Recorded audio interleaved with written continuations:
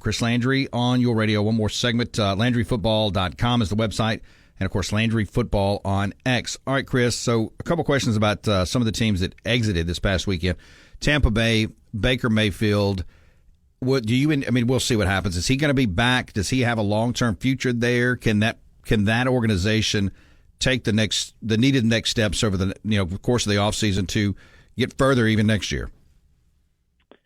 Yeah, I think that they would like to get a deal done with him. It needs to make sense. I mean, it's obvious sometimes folks say, well, just sign him, whatever. The price has to be right. I think they want to bring him back, but also think they need to look for other options into the future, too, with a younger guy that I think that they'd feel more comfortable with than, say, Kyle Trask, who I don't think is the answer to the future. So I think, to me, with the quarterback position, you always try to look at younger options down the road that you may bring in, but I think bringing him back is something that they need to do. And, look, I think this team proved to be a little bit better as the year went along, but I still think they've got some work to do. And I thought they got hot at the right time, but I think they need to improve their running game. I thought they ran the football better than I thought they would because they haven't been a good running team all year long. They ran well against Detroit. But I think with improvements, we don't know yet what's going to happen in Atlanta, although it's trending in one direction and Saints are making changes. And so I think there's always that arms race there. Chris, when you look at Buffalo, I don't want to say I don't like using the term peak. Have they peaked? But have they peaked? Well, here's what I think. I think, I don't know that I would say they peaked. Here's what I believe they need to do. I don't like necessarily how the team is constructed. What I mean by that is they play in Buffalo, and they got to play in Buffalo in January, or in most cases they do. They need to get more physical at the line of scrimmage on offense and defense. They need to run the football more consistently. Joe Brady really got that running game going better, but they need to run the football and defend the run better. That's what they need to do better. Josh Allen is the answer. He's one of the elite guys.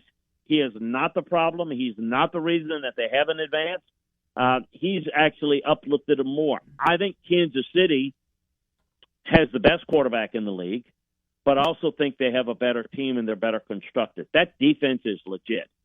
Buffalo needs to get more physical. They need to get tougher, and I think that's what they need to do, and they've got to have some hard discussions on how to do that.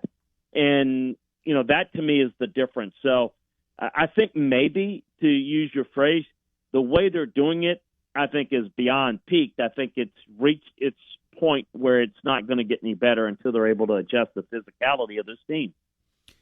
You mentioned Joe Brady. Man, that was a hot name coming out of LSU after Joe Burrow and that whole deal in 2019. And, of course, there is nothing wrong with being an offensive coordinator for an NFL franchise. But what's the word around the industry on this guy and why he maybe has not gotten an opportunity to be a head coach yet? Well, he's a good young coach. He's got a lot of publicity in the LSU year. And, look, he did a great job. Let's just call it what it is. Joe Burrow was the reason why they won it, and Joe Brady was a part of it. He wasn't the full-time play caller either. Now, it was his first involvement in some of the play calling, but the reputation is that bright young coach came and learned under Sean Payton, that system, and is just learning and developing, and I think has done a really good job. But I think a lot of it is people start throwing his name out like anybody that needed a Joe Brady, like, he's really good, but he ain't bringing Joe Burrow with him. So if you're Alabama, if you're he's not like he's the magic elixir. He's really good, to answer your question, and I think can be a good head coach in the NFL one day. And I think his time will come. I don't think it's there yet. I think it would make a lot of sense for him to, for them and for him to stay in Buffalo with a great quarterback. And I think from there he could move on. He could do what Brian Daboll was able to do, parlay being the coordinator there with Josh Allen into a head coaching job in the NFL. I just don't think he's there yet. Brian Daboll had a lot more experience when he got his opportunity. Just that Joe's just too green at this point. He's good, but then the head coach is a different animal. Jim Harbaugh, second interview coming up with the Chargers. I don't want to say is it a done deal, but is it looking like a done deal?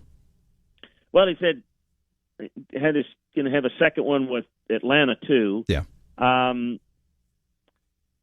I don't think it's I think with Jim, you always running the danger of kind of predicting what's going to happen with him. I don't know that it's a done deal. Do I expect him to take one of these jobs? I do. But I don't know. I don't think money's going to be a problem. Though the Chargers are the Spanos are the least wealthy, maybe I can phrase it that way, owners in the NFL. That's not going to be a problem. They spend money on players. They'll spend money with him, I believe.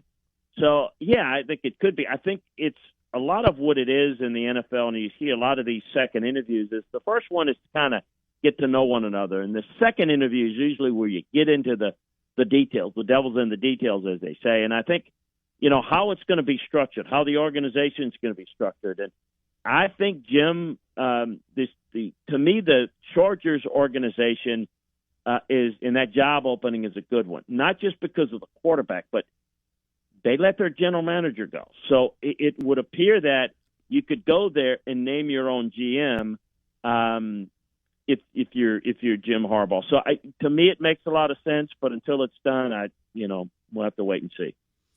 Chris, before we get you out of here, I'm going to ask you a college football question. We won't know until these teams, the rosters really settle out and we see what's going on. But it's kind of eye-opening what's going on at Ohio State. You look at Ryan Day, they've really kind of given him, it looks like, all the tools he needs to try to make this thing, make a run at everything, and get back to, the national semifinal, the national championship. When you look at some of the guys they brought in, and transfer quarterback from Kansas State, Quinshon Judkins from Ole Miss, some other players as well. It looks like it's, I don't want to say bang or bust for Ryan Day, but it looks like that's the way they're playing this thing.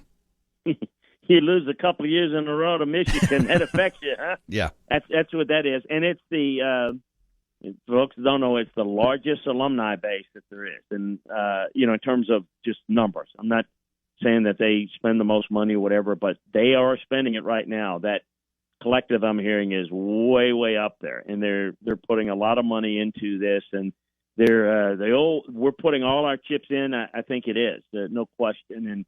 And, I think it is.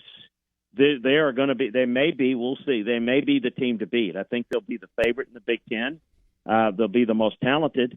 But like you said, let's wait and see and make sure all those guys are there and don't leave and some of these things don't fall apart. But they got some familiar names for Mississippi State fans that's going to be competing at quarterback, and who knows? They're all in, no question about it. And that's.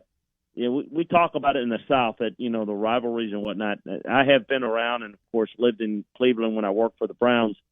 That's Ohio State, Michigan it is fierce a rivalry as there is at any level, anywhere, anytime. And losing for, a couple of years and having Michigan win the national championship on top of it, that just does not sit well in Columbus, and they're doing everything they can financially to make sure that doesn't happen anymore.